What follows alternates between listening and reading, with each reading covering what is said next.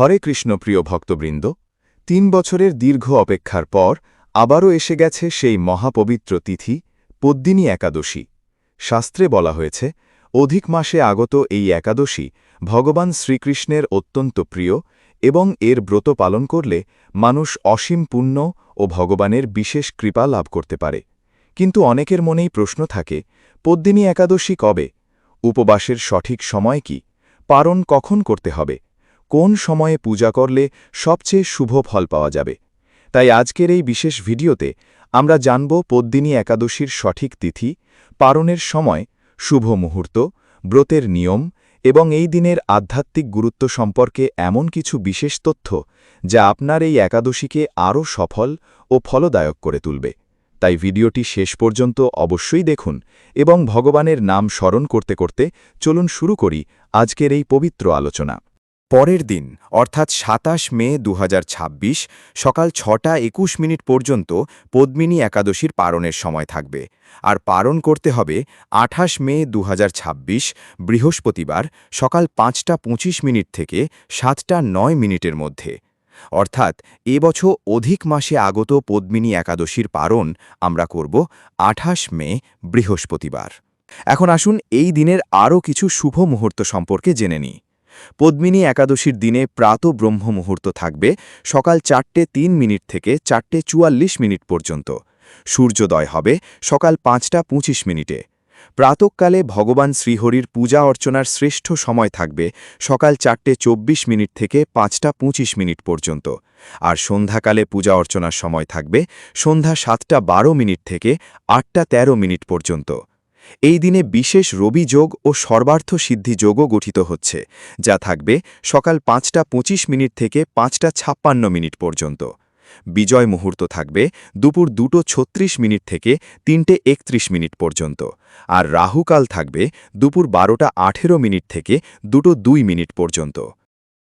এই একাদশীর দিন ভদ্রার অবস্থানও থাকবে সকাল ৫টা ২৫ থেকে ৬টা ২১ পর্যন্ত।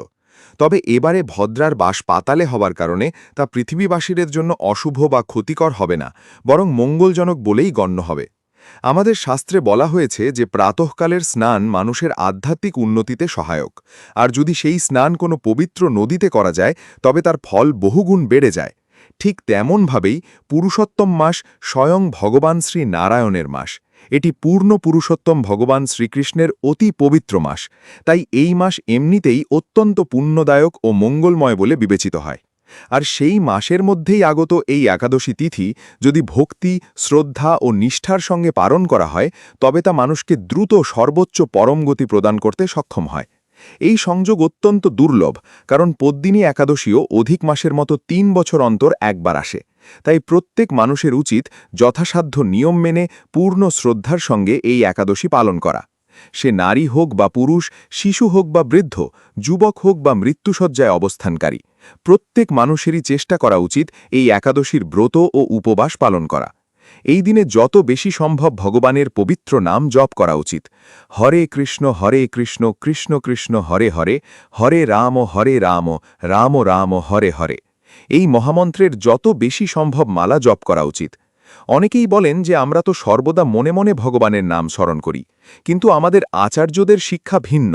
গুরু পরম্পরা আমাদের শিখিয়েছেন যে ভগবানের নাম জপের সময় শরীরের সমস্ত ইন্দ্রিয়কে সেই সেবায় নিয়োজিত করা উচিত। যখন আমরা মালার উপর জপ করি তখন আমাদের কর্ণ সেই মন্ত্র শ্রবণ করে, জিহ্বা সেই নাম উচ্চারণ করে এবং হাতের স্পর্শের মাধ্যমে স্পর্শেন্দ্রিয় ভগবানের সেবায় যুক্ত হয়। এভাবে শরীরের সমস্ত অঙ্গ যখন একসঙ্গে ভগবানের নামস্মরণে ব্যস্ত হয়ে যায় তখন মন একাগ্র হয় এবং আধ্যাত্মিক উন্নতি দ্রুত ঘটে।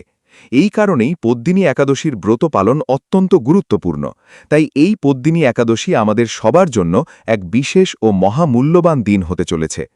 তো প্রিয় ভক্তবৃন্দ, এটাই ছিল ২০২৬ সালের পবিত্র পদ্মিনী একাদশীর সম্পূর্ণ তিথি, শুভ মুহূর্ত ও ব্রতের গুরুত্বপূর্ণ নিয়মাবলী। মনে রাখবেন, এই দুর্লভ একাদশী ৩ বছর পর একবার আসে, তাই এই দিনে যত বেশি সম্ভব ভগবানের নাম জপ করুন, উপবাস পালন করুন এবং শ্রীহরির চরণে নিজেকে সমর্পণ করুন। ভিডিওটি যদি আপনার ভালো লেগে থাকে তাহলে অবশ্যই লাইক করুন, শেয়ার করুন এবং আমাদের চ্যানেল সাবস্ক্রাইব করে নোটিফিকেশন অন করে রাখুন, যাতে ভবিষ্যতে এমন আরও আধ্যাত্মিক ও শাস্ত্রসম্মত ভিডিও সবার আগে আপনার কাছে পৌঁছে যায়। কমেন্টে অবশ্যই লিখুন, হরে কৃষ্ণ। ভগবান শ্রীহরি আপনার এবং আপনার পরিবারের জীবনে সুখ, শান্তি ও ভক্তি প্রদান করুন। হরে কৃষ্ণ।